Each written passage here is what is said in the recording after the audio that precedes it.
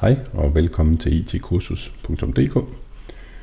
Jeg vil i denne video vise, hvordan man oversætter grafikprogrammet Photofilter til dansk.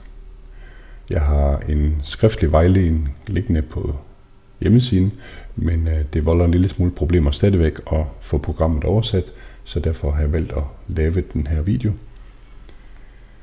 Jeg starter med at gå op og klikke på Downloads.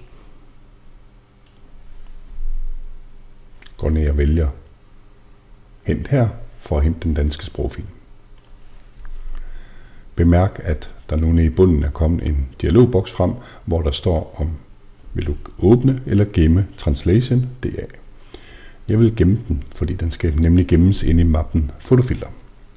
Så jeg går hen og klikker på den lille pil ved siden af Gem og vælger Gem som. Nu ryger den så direkte ind i mappen Photofilter. Det vil den ikke gøre normalt. Det er fordi jeg lige har været der.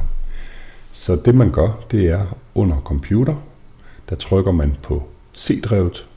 Ved mig står der lokaldisk, men der kan stå mange forskellige ting. Det man skal kigge efter, det er, at der står C:, i parentes.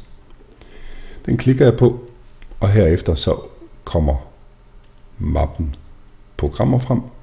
Den skal jeg åbne ved at dobbeltklikke eller ved at gå ned og vælge åbn.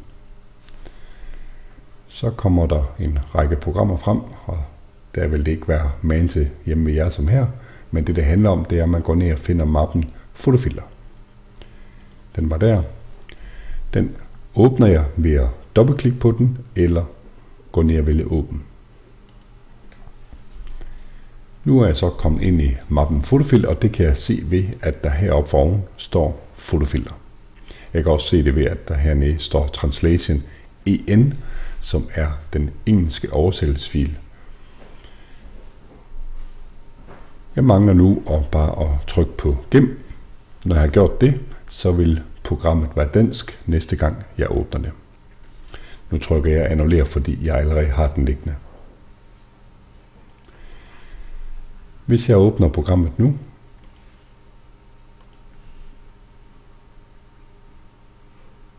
tager lige lidt tid, jeg skal lige finde den. Den var der.